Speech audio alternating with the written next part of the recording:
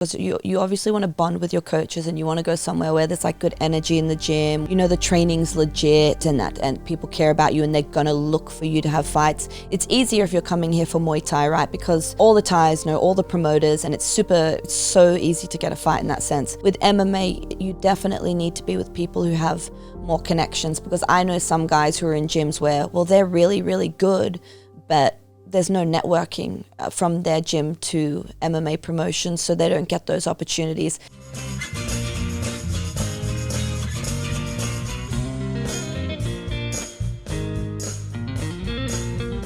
Welcome to Fruiting Body Podcast with your host, Brendan. Today we have a legend of a guest coming on the podcast today. It's going to be absolutely epic. This is Jada Ketley.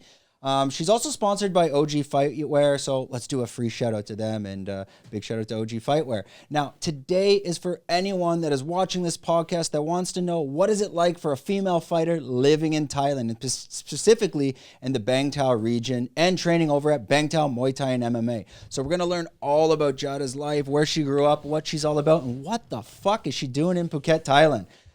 Don't forget to like, subscribe, hit the bell notification. I think we're almost at 1 million subs now, so we're crushing it. And no, we're not. I was like, congratulations. Yeah, we're getting there. So without further ado, let's get this podcast started with Jada Ketley. I always struggle with the names. It's like I have like mental dyslexia. Everyone struggles with my name. No, all names I'm like this. It's just like I'm okay until it's like on the spot. I feel like you get the bit of the pressure, even though you know it. Okay, anyways, that out of the way. Let's just get it started. How we do on this podcast. What the fuck are you doing in Phuket? I'm in Phuket, Thailand, because I'm training and fighting full-time out of Bangtao Muay Thai and MMA. But actually, even before I was a fighter, I did live in and grow up basically in Thailand throughout my teen years. My brother was a fighter before I was, and my family sort of moved out here to support him. And I didn't start fighting until I left Thailand at 21, and the fight life just ended up bringing me back here. So you're originally from Australia. Yes. Your family moved to Thailand When I was 14. Okay, yes. so let's backtrack and tell that fun part of the story. Again, kind of a new way we're doing this podcast. How's the vision? We're looking good there. Okay. We're going to try to keep it under 40 minutes. And if the guest is good, you let us know in the comments and we bring them back and tell more to the story. Instagram, TikTok has fucked up your attention spans. So all you people out there, we're trying to keep this for you guys. So you grew up in Australia, you moved to Thailand in your teens, you left, and then you said you're starting fighting at 21. But let's go way back. Bring us to your childhood in Australia and connecting it to Thailand into your teens. So throughout my childhood, there's there is. So my family, my parents met because my dad was my mum's karate instructor. And she did taekwondo and stuff when she was quite young. So, martial arts kind of runs in the family in that sense. But when my brother was about 17, a friend of his showed him, who did capoeira at the time, was showing him capoeira, and then they saw some Muay Thai videos together. My brother was like, oh, wow, I really want to try that.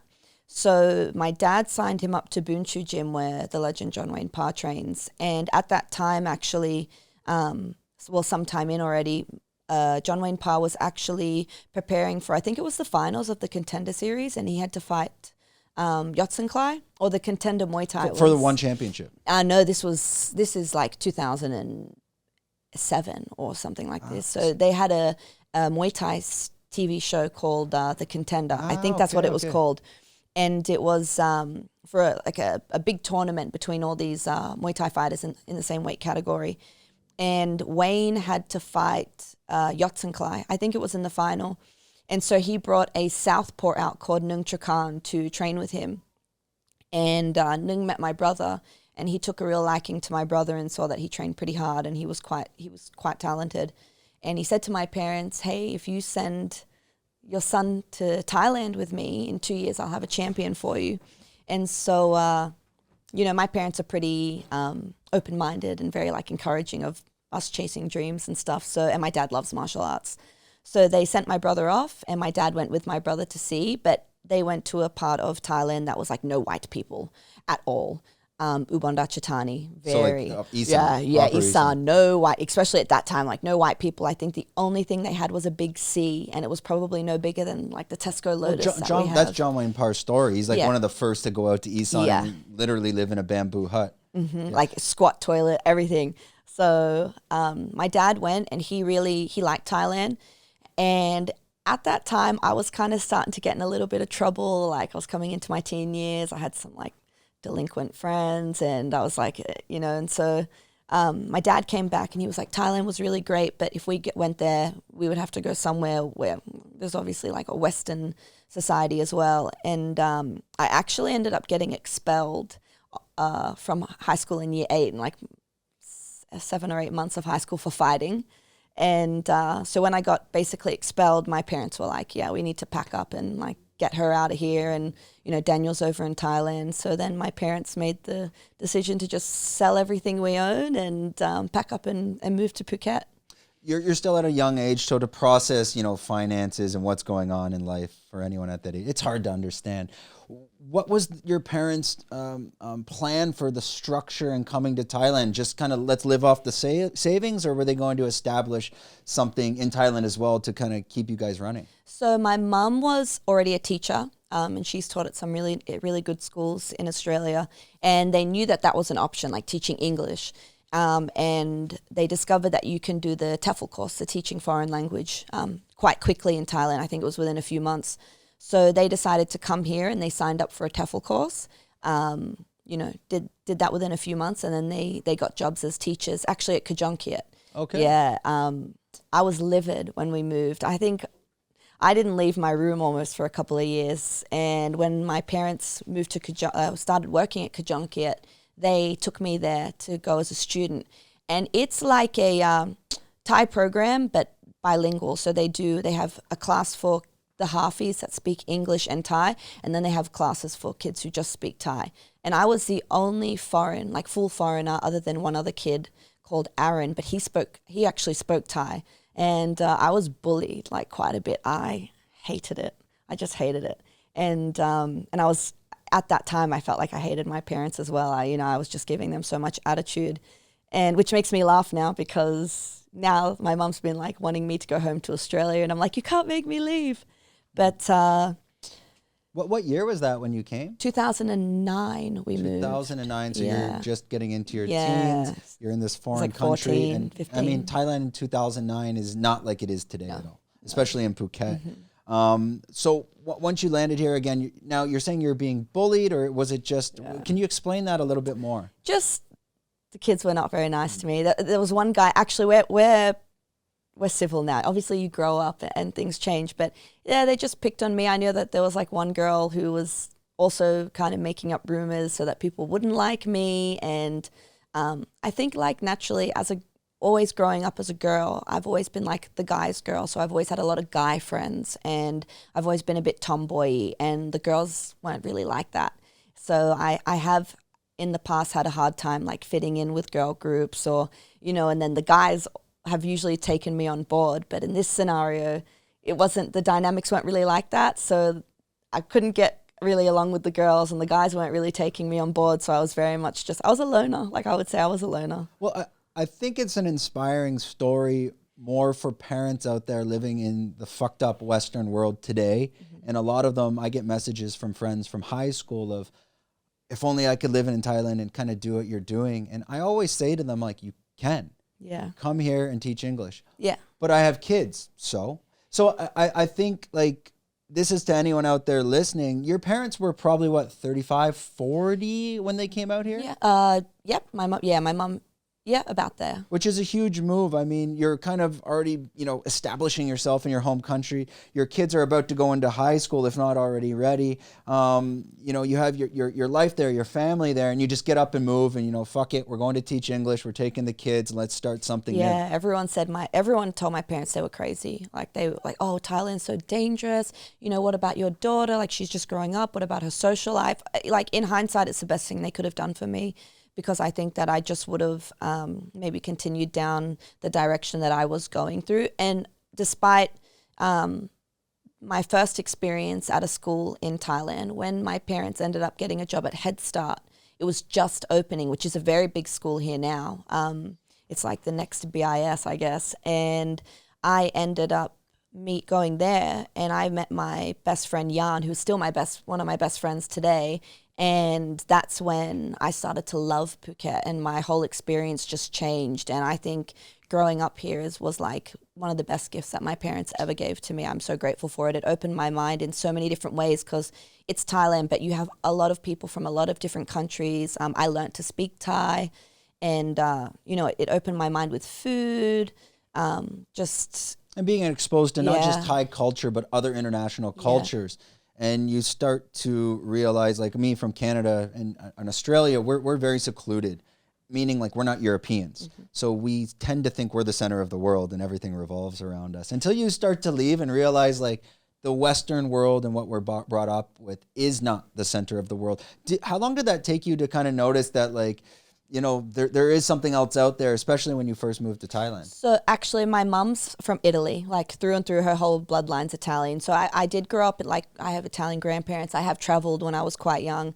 I knew that from a young age, like there was, more out there. But I did very much just think like, I was so stuck on the idea of like, no, my friends are all in Australia. My life is in Australia.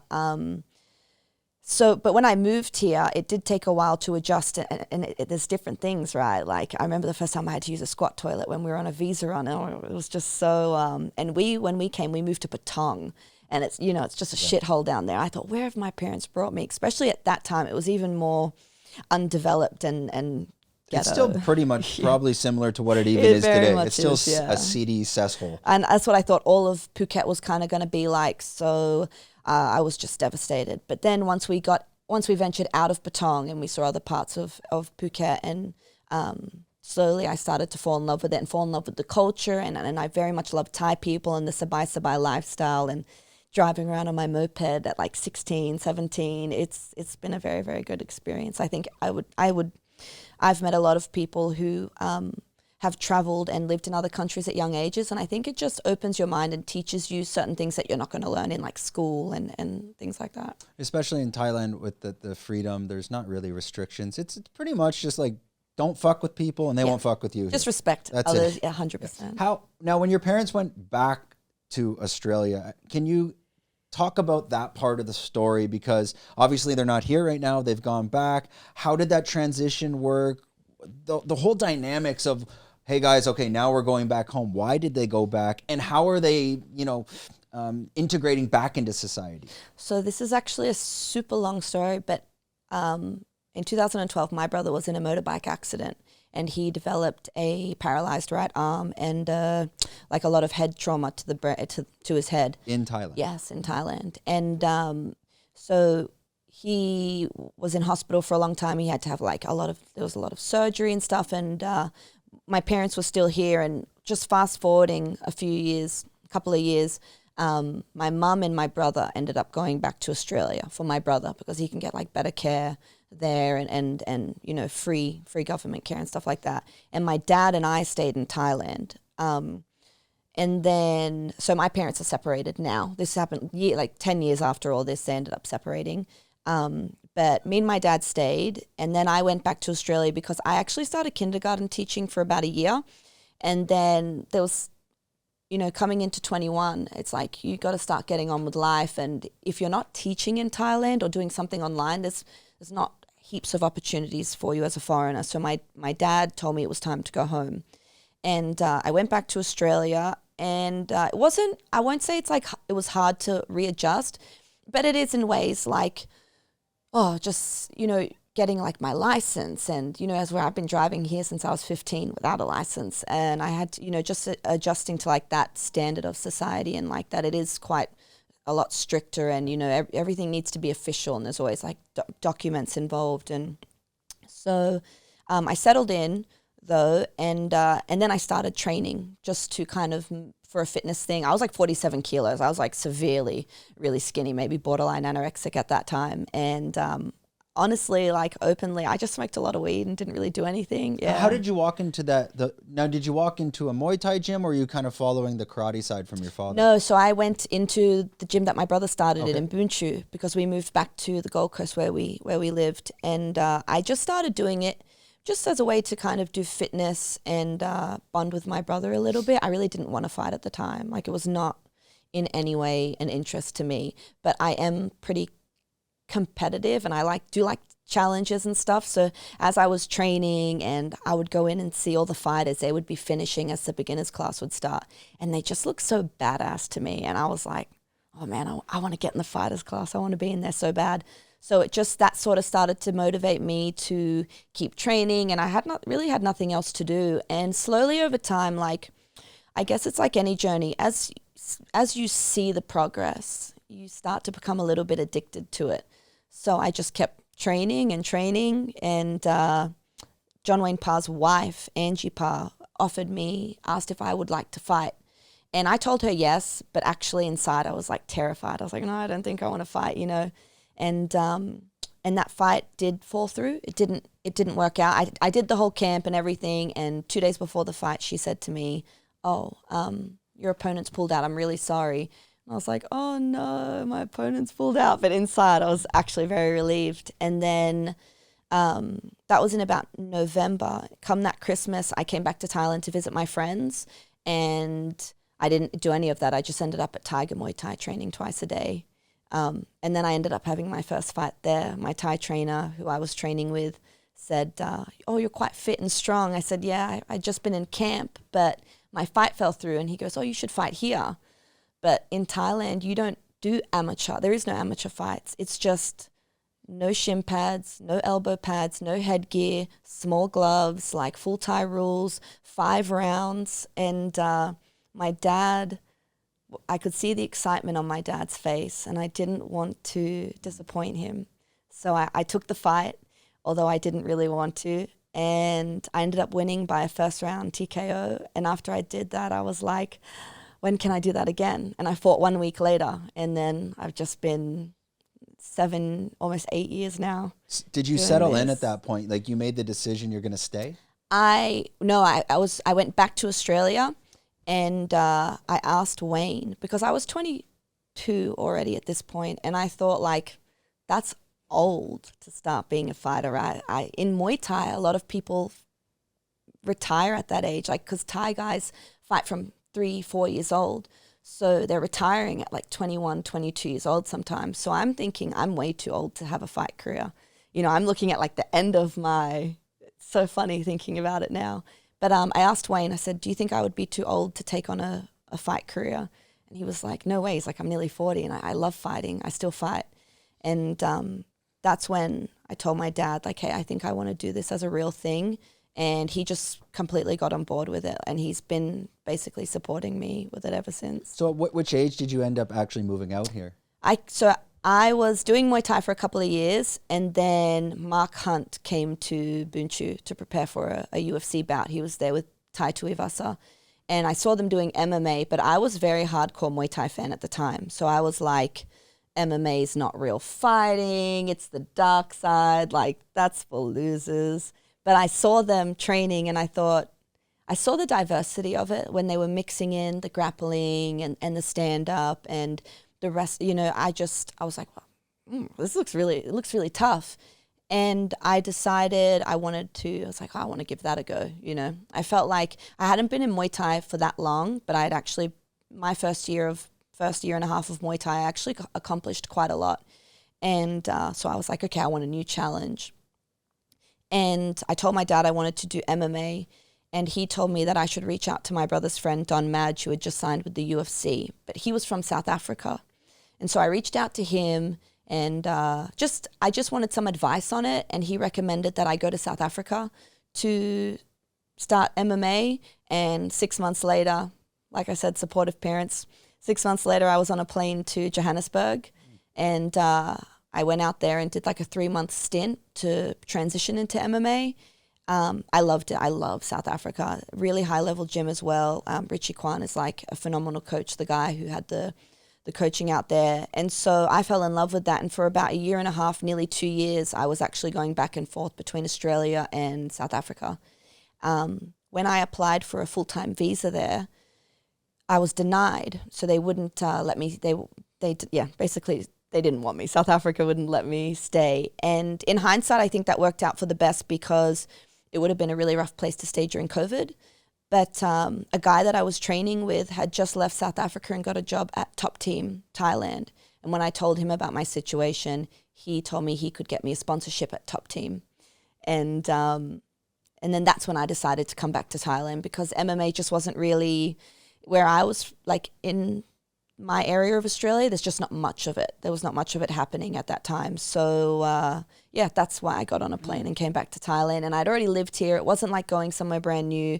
I mean, I just moved to Johannesburg by myself as like a young woman. So going back to Thailand, where I speak the language, I have a lot of friends, it was not intimidating in that sense.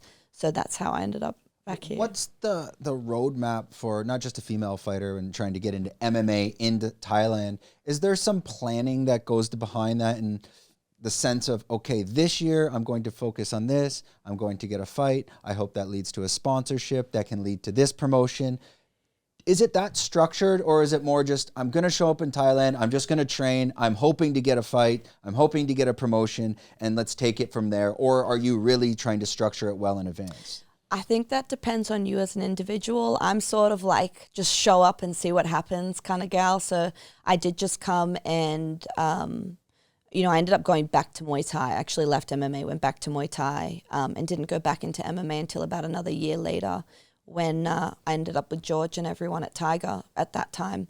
And so it really depends on you. I think obviously if you can plan things and structure it, but you can never really know what happens, especially if you don't have connections out here or you don't know people out here. You're kind of just you got to come and see what happens. But MMA is growing so much in Asia, and there are a lot more opportunities. And now there's a lot of gyms that have MMA. So I think before it was kind of like I'm going to just give it a crack, as where now like you can definitely come out here and there's more promising opportunities and more things that you can foresee happening, as where before you were just like, if it happens, it happens. And if it doesn't, it doesn't. How important is the gym that you choose in terms of their network and their connections? So a place like Tiger and Bangtao, clearly they're in the know. A place like Revolution, they're in the know. They know the promoters. They can get you those fights. Would that be the number one focus when making a decision to come actually pursue this career? Well, that's definitely got to be in like the top three of them, because you obviously want to bond with your coaches and you want to go somewhere where there's like good energy in the gym, where the training's legit and people care about you and they're going to look for you to have fights. It's easier if you're coming here for Muay Thai, right? Because your coach probably knows all the Thais know all the promoters, and it's so easy to get a fight in that sense. With MMA, you definitely need to be with people who have more connections, because I know some guys who are in gyms where, well, they're really, really good, but there's no networking from their gym to MMA promotions, so they don't get those opportunities. And some of them are like just trying to find fights for themselves. And it's already hard enough to think about fighting and getting better and what you're making money outside of fighting. So you definitely need like a team who have those connections. But in saying that, also, if you're at a certain level, you probably should have a manager who is also, that's his job, right? So it doesn't matter what gym you're at or where you're training. If you have a manager who can be scouting fights for you, then that's fine. But if you're just starting out, you definitely, and you don't have a manager, you definitely want to be with people who can help to find you fights. But that's not your coach's job entirely. At which point do you decide, okay, maybe I do need a manager? Do you start to plan this as you're joining these gyms, or are you kind of waiting for that opportunity before deciding to take on a manager? So it's definitely not something you want to rush into. I think that Brad Riddell just actually made a really good post about this. You want to, because some managers will take you for a ride. Like they'll just take advantage of you, and maybe they're really tight-knit with the promotions and they're not really looking in your best interest. It's more theirs and the promotion's best interest. So it's not something you want to rush into. I would say, like, you don't go pro and then, oh, you need a manager straight away. You want to like establish yourself and then find your kind of like what your worth is as a fighter. And then maybe you know someone who has a management team, and then you can like know about them and then start searching for, or sometimes managers might approach you, but it's definitely not something you want to rush into. You know, I think it's better to maybe struggle a little bit to be finding fights than to be locked in a contract with a manager who doesn't have your best interest. Yeah, and especially nowadays you have more options of managers. I'm sure there were many snake oil salesmen back in the day that, again, their interest is how much, what percentage of a commission am I getting out of you to go to this fight? Maybe they're getting money under the table to put you there, and maybe the purse you're getting isn't exactly what they tell you as well. Moving forward, I want to jump more into the lifestyle of a female fighter in Bangtao. Specifically, if you're going to be moving to Phuket, Thailand, let us know a little bit, if someone like yourself, you know, the younger Jada is moving from Australia to Phuket, what are some of those do's and don'ts, you know, those lessons learned that you wish you kind of knew in advance before even entering here, or just shedding some life lessons for anyone out there listening that wants to move here and take on fighting as a professional career? I think, like, first of all, Thailand's really safe. So a lot of people will be like, Thailand's dangerous, you need to be careful, this and that. But actually, Thailand's obviously got its, I mean, every country has its thing, but I think Thailand's a very safe country. So that's not something you need to entirely be concerned about, but you do need to be smart, especially if you're a female going anywhere by yourself. You need to be quite smart. But I think like some things that is budgeting, like pre-budgeting. If you're going to come here with a savings, Phuket is cheap, but it's not that cheap. It can be expensive in some areas or some places, or because it is cheap, sometimes you come and you're like, oh, that's only 100 baht, that's only 10,000 baht, and you're converting it into dollars. But by the end of it, because things are cheaper, you've actually just bought a lot more of cheap things and you end up spending the same amount of money anyway. I think if you can learn to like maybe downgrade in your like living style in some sense, you know, even little things like, I think about this all the time. In Australia, when you wash your dishes, you have hot water in your sink to wash dishes. You don't have that in Thailand, right? Or vacuum cleaners. Like, that's like a luxury in a sense. You know, I have a shitty little vacuum cleaner at home, and sometimes I'm vacuuming and I'm like, wow, I feel so leveled up in life. But if you can like downgrade those expectations, right? You're not going to come here and get a huge luxurious villa for a crazy cheap price. If you want to come here and fight and live here long term, you know, you have to have real expectations. Maybe you start out in just a room. There are some people who have just rooms. They don't even have kitchens. A room with a bathroom. There's eating, like, you can eat very cheap, but if you eat very locally, like if you go to like good restaurants and stuff, the prices aren't that different to maybe some prices in like Australia, or definitely cheaper in some ways, but you'll be surprised how quickly money can go when you're eating out. I mean, you can end up paying like $5, $6 for a coffee here still. Yeah. Which is what I would pay back at home, right? So I think definitely just learning like, okay, I'm going to live off street food. I'm going to just settle for a room. You know, you can get your laundry done really, really cheap here. So you might lose some clothing. Sometimes you might not get things back. You connect well, obviously, with the Thai fighters and the trainers here as well, and you consider them friends, correct? Yes. I think that's a good starting point to maybe we can give like a financial breakdown to first not understand the Farang living here and what they're going to be spending. Let's talk about to really strip it back and live like a real Muay Thai fighter, obviously not in Buriram, but in Phuket. Would you be able to break down like what is your cost per day on food? What is your living costs, and what does that room maybe look like, and any other extra expenses that will come up, and those hidden fees such as hospital bills? Yeah. I mean, the other day I had a little infection I had to cut out of my foot. It was about 2,000 baht over at one of the clinics, but these little things pop up that you need to be aware of, because I've lived in Asia for 12 years. It's very easy to budget until you get an unexpected bill. And that unexpected bill can be a dagger. Oh, yeah. So the question is more, as a friend, as your friends of Thai fighters living in Phuket, could you walk us through their expenses and give us like a visual representation of what that might look like? So the average Thai person lives on like 10 to 15,000 baht a month. That's nothing. But they make it work, right? Like there are some people who are feeding families on that and stuff like that. So we're talking like $500 or less. Yeah, basically. And but a lot of them will cook at home. There are local markets here where you can buy a kilo of beef for less than $10. It's there are those little expenses, right? Like you would talk, I get hit with that all the time. I had my visa fee last month, and that just, that sent me basically like backwards. Yeah, it could be 30 to 50,000 baht. Boom. It's if you can be realistic in the sense of, so you come here, an average day eating out, if you're eating at local Thai places, you can be spending 60 baht a meal. So maybe you're looking at like $10 a day on eating out, but also it depends on like, well, how much do you eat? If you're like a 6 foot, 110 kilo dude, you're going to be eating a lot more than what the Thai portion comes out as. But if you're like a small woman like myself, I can live off of that. What is 60 baht? Like what type of meal is that? So you'd get like rice always or noodles or something, and then you get a small portion of like meat and vegetables. But like a pad kaprao or something. But the portion of meat is quite small. So maybe you ask for extra meat, and maybe that's an extra $1.50 or so. So it's not that much.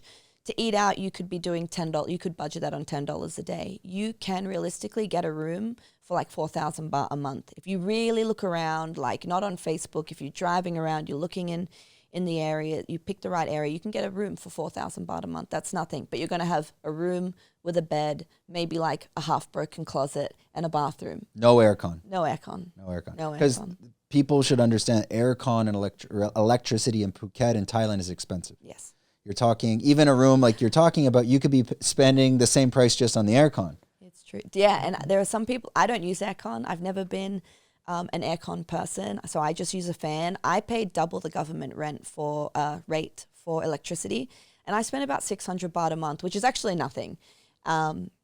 But I don't use, like I said, an aircon, as when I lived in a place where the fan wasn't enough and I did need an aircon, sometimes that was like 2,000 baht a month added to my rent already.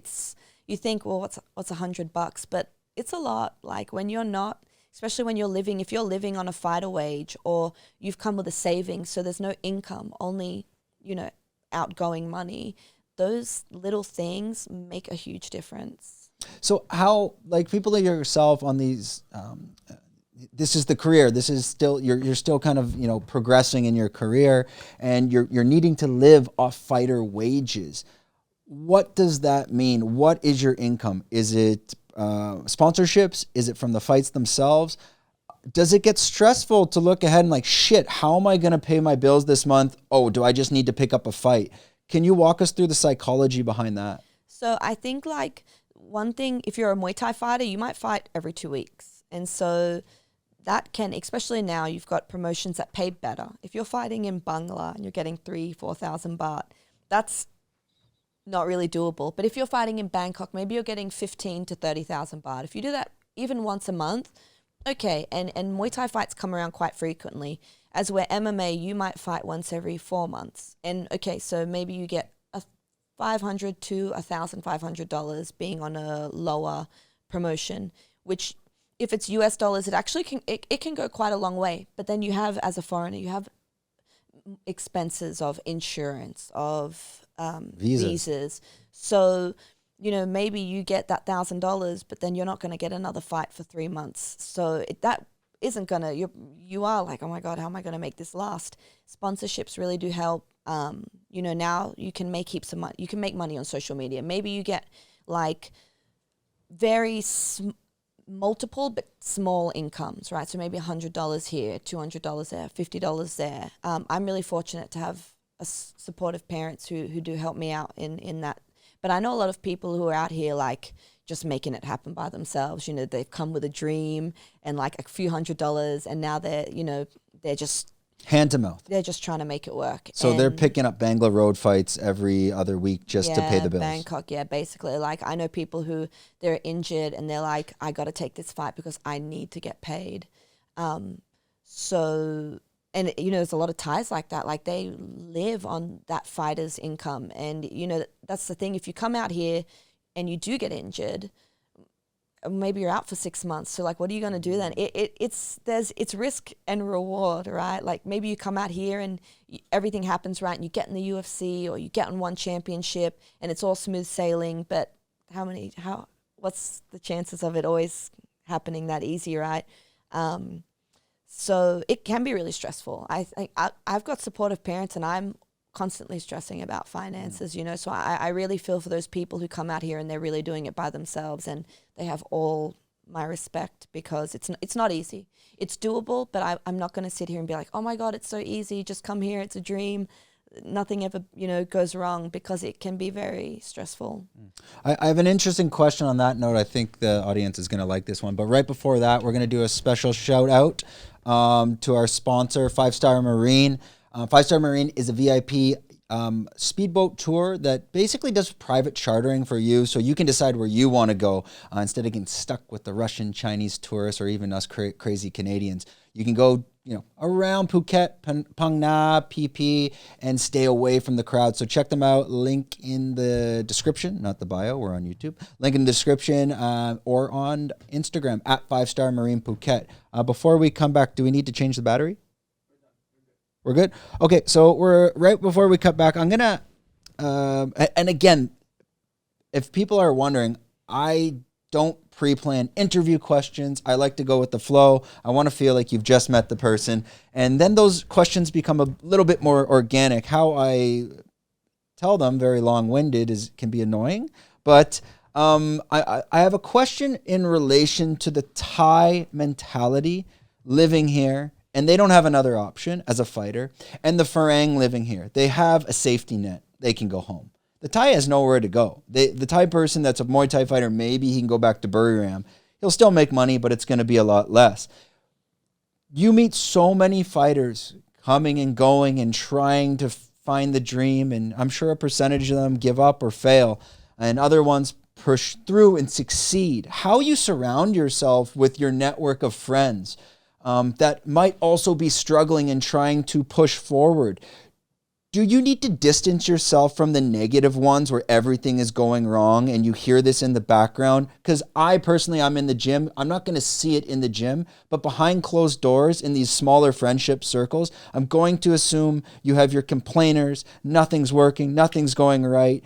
And do you need to decide who joins your inner circle? So that this is a very tricky question, because this is one part of the Farang side, but I'm assuming the Thai side, maybe that exists, but also they don't have other options to have the time to complain.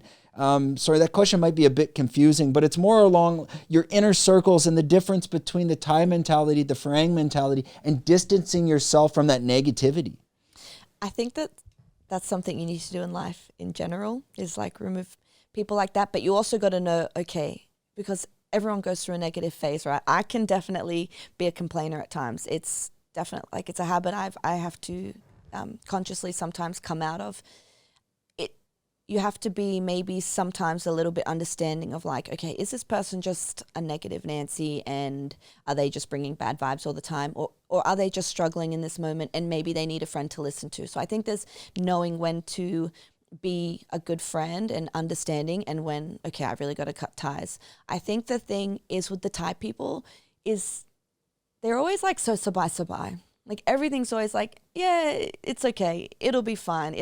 I've never really met, or maybe because I don't know them deeply enough in the sense of but I've never really met Thai people where it's always just going bad or things, they're very my penrai type of people, it's okay, we'll sort it out. They're quite chilled in that sense, I think. And I think because they don't, oftentimes, they have so little, but you find people who have quite little are always more grateful than people who come from a lot more.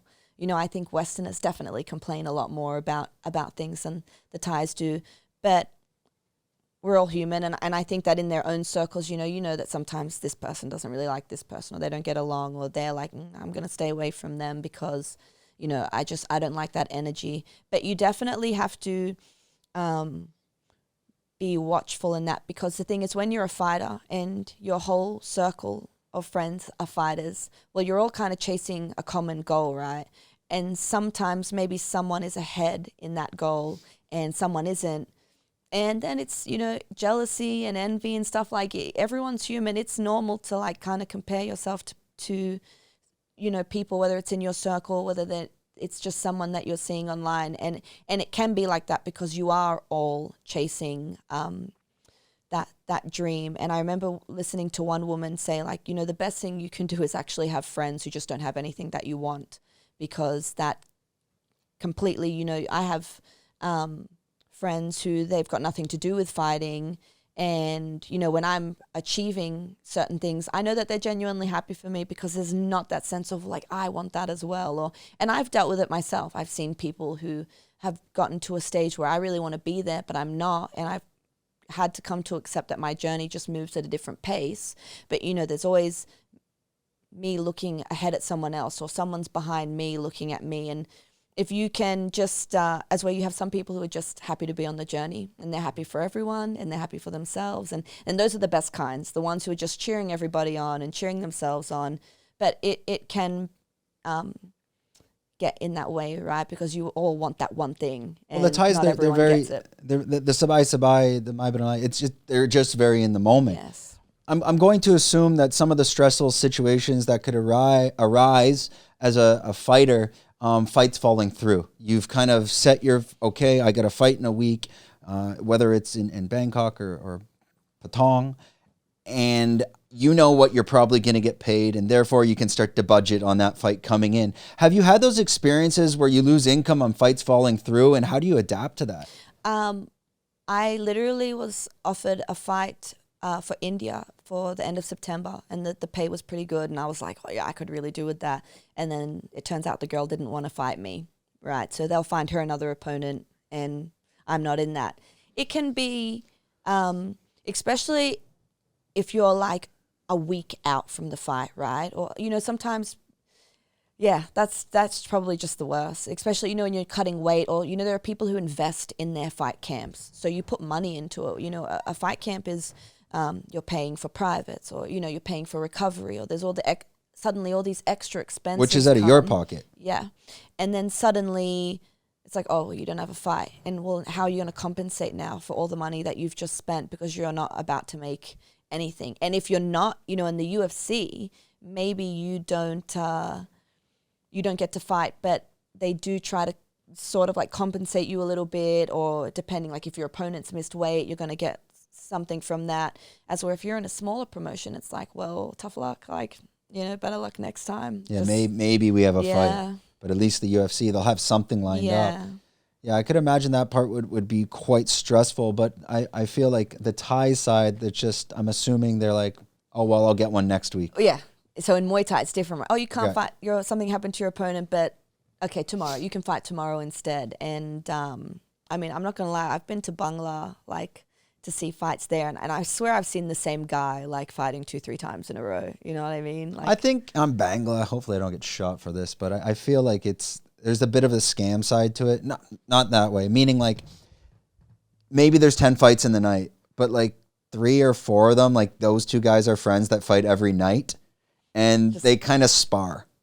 And like, I know, we all know what the fake Muay Thai fight is. Like the one, if you ever been to PP where they're doing, it's 100% fake. Everyone knows it's fake, except for the drunk tourists. It takes them a couple rounds to figure it out. They're like, holy shit, did you see that? You're like, buddy.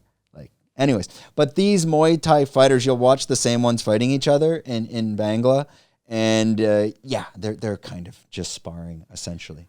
I'm also, hopefully I don't get in trouble for this, but you see a lot of first-time foreigners fighting for the first time, and they win by knockout, or here's the thing, the Thai person showing up, whether you win or lose, you're getting paid that 3,000-4,000 baht, right? It doesn't matter. And sometimes, like, the foreigner, we're in there because we just want to do it. We're not thinking about 3,000 or 4,000 baht. We're there because, like, we want this experience.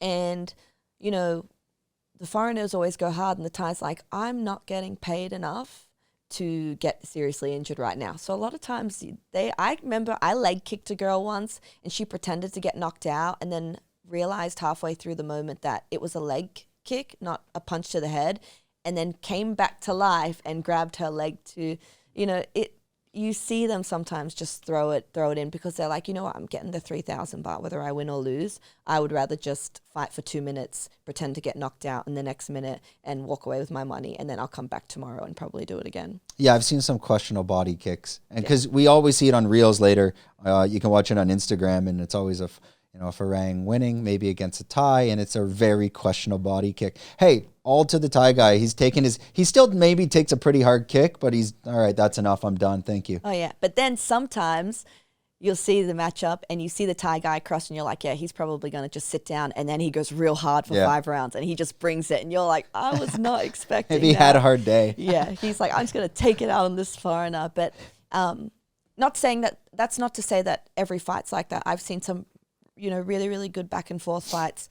But at the end of the day, they're like, yep, just take my paycheck, come back tomorrow. And, if you're getting 4,000 or 5,000 baht a night, but you're doing that 5-6 nights a week, like that's a monthly income for some and people. They're not getting injured, right? They can kind of walk away with it. Maybe they take one hard body kick. All right, we're good to go. I've seen a Farang, and I was friends with him, and he did more boxing in Australia. So naturally, he had like the right down, which is not going to work in Muay Thai because you're going to get a head kick.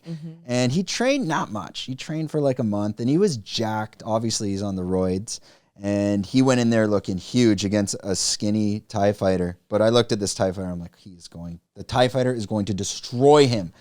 And he went in, and I remember, this was 6 years ago. I was kind of training Muay Thai, and I'm like, yeah, let's go watch. And my buddy, he's going in training, and the coach is like yelling at him, put your hand up. Because the second the fight started, everything went out the window. He dropped back to a boxing stance, and he went into a boxing position. And the coach in the corner, the Thai guy's like, put your fucking hand up. And the Thai guy is watching him and looking at the corner like, he's even like, put your hand up. And then he gave up and just whoom, head kick. This guy like chicken leg KO. And we all saw it happening. It was coming. And the point of that story is like, if you're a Farang showing up here and you want to just go fight a Thai guy and jump in the boxing ring, the Muay Thai ring. I mean, it'd be like a Thai person showing up to Canada, stepping on the ice with me, and me not putting him through the boards. Yeah.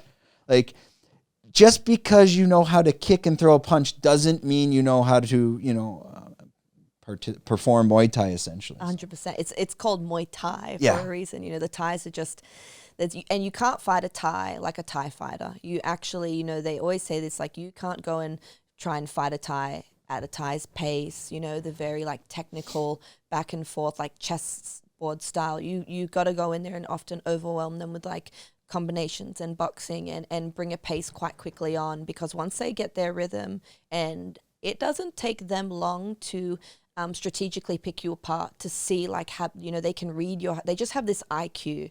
You just watch them and you're like, it's almost frustrating sometimes, because like Westerners your mind doesn't take it on in that way. And that's why when you see Westerners who can fight like that, and Savas Michaels is a really great example, it's so beautiful to watch when they can like fight a Thai in that way. And because they do it differently. And you get things like that where guys are big or maybe a little bit roided up, and they're looking at this scrawny Thai guy and they're like, yeah, I'm going to smash you. And then they get a really rude awakening, because there are no weigh-ins at Bangla and these little stadiums. There's no weigh-ins. So sometimes there's like a 10-kilo difference.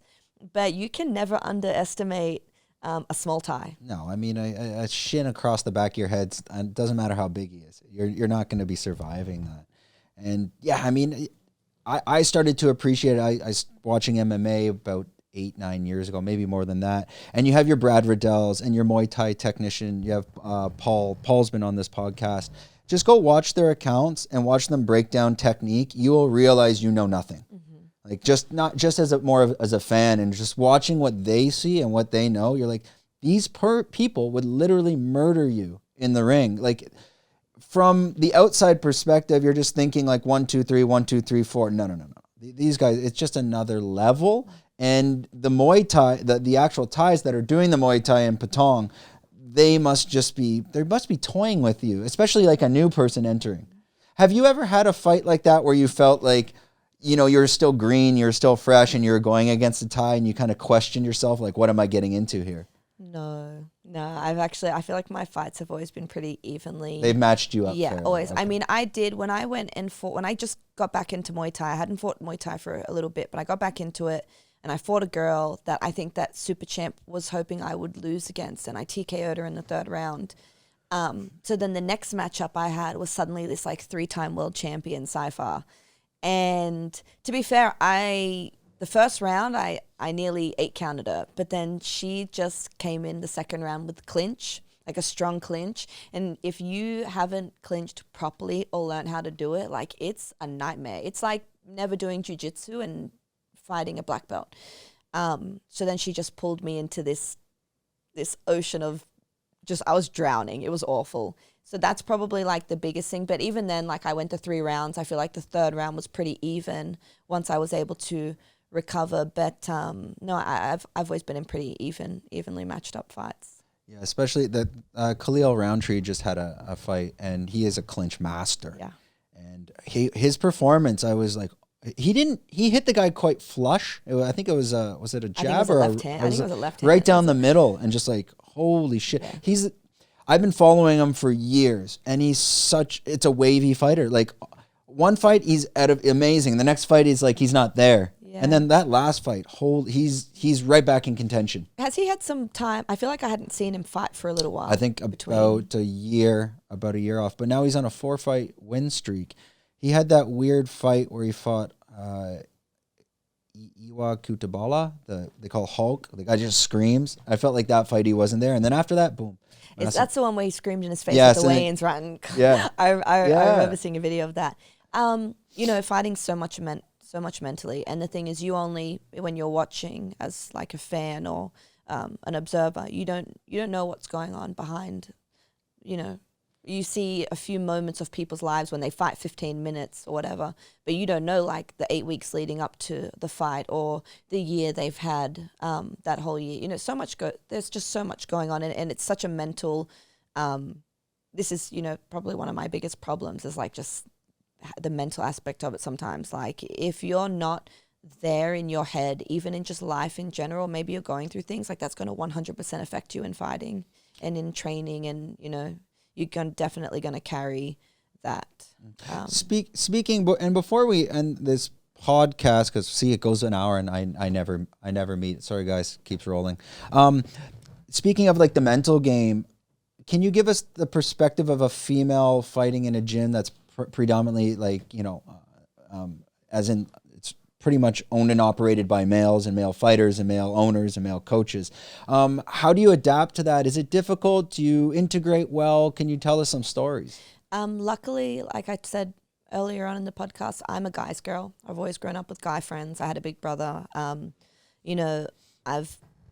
When you're a female athlete, you will mostly always train with males. I do have some female training partners, but my main training partners are guys. I'm really lucky though, because they're great ones. They know how to, if you're a guy and you train with a girl and you don't have this ego where like, oh, she's outclassing me, I have to now go 100% strength wise. Like you can get really quality rounds with girls because we're a little bit faster, maybe like, a little bit more scramblier. You can still get really good training out of a female training partner. Obviously size, like you want to be, sometimes I've seen some weird size matchups and I'm like, that just shouldn't be happening. But I think like one thing you have to understand is sometimes you go into an environment like that, and if you're lucky, they don't look at you and go, oh, you're a woman, and treat you differently. They might very much treat you like one of the boys. So, okay, maybe you're going to get like insulted a little bit, or they're going to like, like playful banter, and sometimes it's always lighthearted, but I think because girls are more sensitive than guys, sometimes you take things to heart. But if you sit down at a table and you were to just observe them being with each other as guys, that's how the friendship is, right? It's just always like picking on each other, or that's how guys bond. So if you can understand that and you can go into the environment with that, like it's going to be a lot easier. You need a bit of thick skin coming into thick skin, definitely. I mean, there have been times where I've been at the table with the guys and I've been roasted and I've gone home and I'm like, today was rough. That was a rough day. But I know I'm also the same. Like I give it just as much as I get it. And Also, just you got to understand there are some guys who are going to look at you and be like, well, you're a woman, you shouldn't be on the mats. But that's fine. Like, you just don't have to acknowledge them. You don't have to talk to them. You don't have to train with them, especially when you're coming into gyms like Bangtao. There's just so many bodies to train with that you can ignore that. And, fighting is like a male-dominated sport. But I just think there's so many females coming into it and doing really, really big things. And, I find more and more with time, like I'm having more female training partners to come in, and especially being in a destination like Phuket, there are times where you have heaps of girls and there are some times where there's like none. But I think just have some thick skin, don't take things personally, don't get frustrated when you can't beat a guy. Like I've realized that I've had to put the delusion aside of like, I'm as big as them and I can take them. And do you know what? Sometimes like I'm on the losing end of a stick and I'm like, look, they're men. It's very different, but it makes you appreciate when you have good female training partners. You're like, oh my God, please don't biological leave me. Different. We won't go down that shithole, whatever's going on in the West, and they're crying about over there now. Yeah. Now I've trained Muay Thai. I trained for about 2-3 years. I was at Suit Thai on and off. For me, basically why I stopped training is I'm 37 now. I guess I stopped 5 years ago. I was just getting so much joint pain from hitting pads. Or like the next day, it's like I can't move my elbow, and it came to the point where I was kind of like, this isn't, this is not what I want to do. I wish I could do this every time, but it's quite painful. And I found a lot of the trainers, especially to males, and they'll do this even to my friends that are males training Muay Thai. If you're a Muay Thai trainer and a person like a Farang training at the gym, the Muay Thai trainers love to just call you fat all the time. They do that to girls and I've seen them, and like I'm like, that guy has no fat on it. So the question is more because the females maybe can be more sensitive, and obviously you're not fat at all, but if females are coming in with a little bit of weight on them, how do you see them like adapt to those questions? Because I'm assuming the Muay Thai trainers, they'll literally go up and be like, you are fucking fat, right? And do you see the females, can they handle that like a male? Because most males would be like, fuck off, I don't care. But maybe females might take that a bit differently. I've definitely seen some females struggle with that. And then I see some females who it's like water off a duck's back. I'm actually, for a girl, I'm quite buff. Like I'm very small. I'm small, but I'm very muscly. And sometimes like a John will be like, oh, you seem like a man, and I know he means that in a compliment. And a lot of I have guys tell me that they're jealous of my back a lot, which sometimes I'm like, that's a little bit strange. But no, look, Thais are brutally honest. There's not, I have an uncle who's pudgy. Like he's not fat, but he just has a beer belly. And Thais would just walk up to him and be like, oh, and just rub his stomach. They're like, oh, good luck. Thais don't care. And if you're a halfie and you grow up with you'll see the difference between the way your Thai grandparents talk to you and the way your foreign grandparents talk to you. But the thing is, you can be a healthy weight, but because Thais are naturally quite skinny, they're probably going to say that you're fat, or they're going to make comments about the weight. They just do it, and they don't understand that it can be hurtful to girls. So you've just be prepared for that, and just you can either express like, hey, I really don't like that, don't do that. They're probably still going to do it. So yeah, I've seen females who actually struggle with that, because you don't know if someone's got maybe previously had an eating disorder, or maybe they were really fat as a kid and they got bullied or whatever, so but I also know girls who they're like, yeah, that you get used to it especially if you're a female in a gym where it's all Thais, all guys, you develop very, very tough skin. So yeah, they're gonna call you fat even if you don't have fat. Like they're just gonna call it that regardless, unless you're in pre-fight body shape. I've seen some and you're like, that guy has no fat. What the hell are you talking about? Well, a lot of girls, do get into pre-fight body shape, and it's more healthy and more natural for girls to carry more weight. Like I have a 6-pack most of the year, but I don't even think that's healthy, really, for a woman to always be so lean. Even before fighting, I was very skinny. So I'm just a very lean person. I can eat and eat. And, my struggle is not cutting weight. It's putting it back on for the fight. As well as some girls, they train really hard and they do all the right things, but maybe their body does carry a little bit more weight. So Thai people are probably, you don't have to be fat for a Thai person to call you fat. Yeah. So don't take it. Don't take it seriously. Yeah. On that note, fatties, we are almost done. I'm fat right now. I'll get back into training. I was doing okay last week until I got a weird infection on my foot. But All right, we're good. Right before we wrap this up, I want to shoot it over to this camera. And Jada, if you can just kind of let everyone know where they can find you on social media. If any sponsors want to reach out to you, all your contact information as well. And you can stare right into their souls and let them know what to do. So you can find me on Instagram at just Jada Ketley. I have just recently started a TikTok under the same name, but that's still growing. And if you are interested in any sponsorship deals or anything, you can definitely contact me. My email address is on my Instagram page. So feel free to do that. I would love to get in collaboration with you guys. And yeah, that's all. So the best way, again, is go to the Instagram, find you on email. You can find me on all Instagram. You creepy, weird dudes, stay out of the DMs. No feet or pictures. Not. Yeah, no feet pictures. I think I cut mine out here. Okay, that ends another episode. Hope you enjoyed. We definitely did not hit our 40-minute mark, probably an hour, but hey, we tried. You're watching it, so it's aired. All right, we're out.